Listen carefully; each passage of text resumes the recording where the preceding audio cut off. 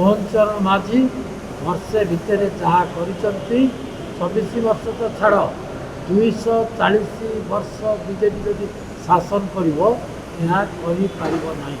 ବିଜେଡିର 24 ବର୍ଷର ଶାସନରେ ସମସ୍ତେ ଦେଖିଛୁ କ'ଣ ହେଇଛି। 5T ବି ଆମେ ଦେଖିଲୁ କ'ଣ ହେଇଛି। କେତେ କୋଟି ସହସ୍ର କୋଟି କେତେ ହଜାର କୋଟି ଲୁଟ୍ କରିକିରି ଓଡ଼ିଶାଟାକୁ ନେଇଗଲେ ସେ କଥା ମୋତେ ଲୋକେ ଦେଖିଲେ। ଏବେ ସେମାନେ କହୁଛନ୍ତି ହିସାବ ମାଗୁଛନ୍ତି ବର୍ଷେ ଭିତରେ କଲ କ'ଣ କେବଳ ଭାଷଣ ଯାହା ହଉ ଏହା ତ କହିଲେ ନା, ଏତିକି କହିବାର ମଧ୍ୟ ବିଜେଡି ଲୋକଙ୍କର ସ୍ୱାଧୀନତା ଥିଲା କି?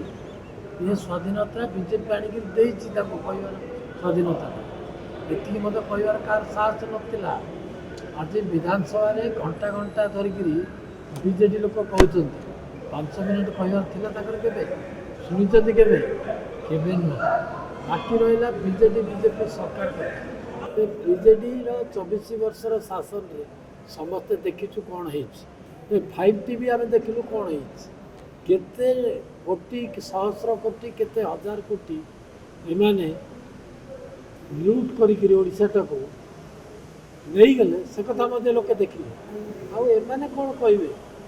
ମୋହନ ଚରଣ ମାଝୀ ବର୍ଷେ ଭିତରେ ଯାହା କରିଛନ୍ତି 24 ବର୍ଷ ତ ଛାଡ଼ 240 ବର୍ଷ ବିଜେପି ଯଦି ଶାସନ କରିବ ଏହା କରିପାରିବ ନାହିଁ। ବିଲକୁଲ କରିପାରିବନି। ଏମାନେ କ'ଣ କହିବେ? ନବୀନ ପଟ୍ଟନାୟକ ତାଙ୍କର ନେତା, ସେ ଜାଣିଛି ଶାସନ କ'ଣ। ମୁଖ୍ୟମନ୍ତ୍ରୀ ସିଟ୍ରେ ବସିବାର ଶିଖିଥିଲା। କେବେ କାହାକୁ ଚିହ୍ନିଛି? ଜାଣିଛି। ସେକ୍ରେଟାରୀ କ'ଣ କହିଛି? ପ୍ରେସ୍କୁ କେବେ ଫେସ୍ କରିଛି? ମିଡ଼ିଆକୁ କେବେ ଫେସ୍ କରିଛି? କୌଣସି କଥାକୁ କେବେ ଫେସ୍ କରିନି। ଯାହା ଲେଖା ହେଇଥିବ ଦିଦାଡ଼ି ସେଭଳିଆ ଲୋକଙ୍କୁ ଧରିକିରି ତମେ କହିବ ଯେ ଓଡ଼ିଶାର ଉନ୍ନତି ଆମେ କରିଛୁ, ପ୍ରଶ୍ନ ଉଠୁନି।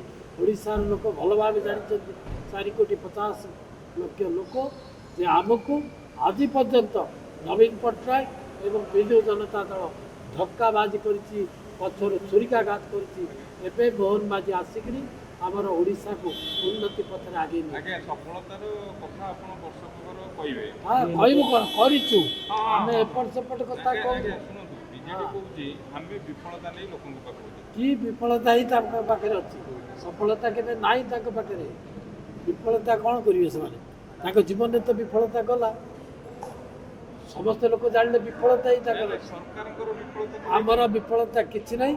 ଆମର ସବୁ ସଫଳତା ନରେନ୍ଦ୍ର ମୋଦି ଯେ ଭାରତର ପ୍ରଧାନମନ୍ତ୍ରୀ, ସେ ଏତେ ଥର ଓଡ଼ିଶା ଆସିଲେଣି। ଓଡ଼ିଶାକୁ ଆଗେଇ ନେବା ପାଇଁ ସେ ସାହାଯ୍ୟ କରୁଛନ୍ତି।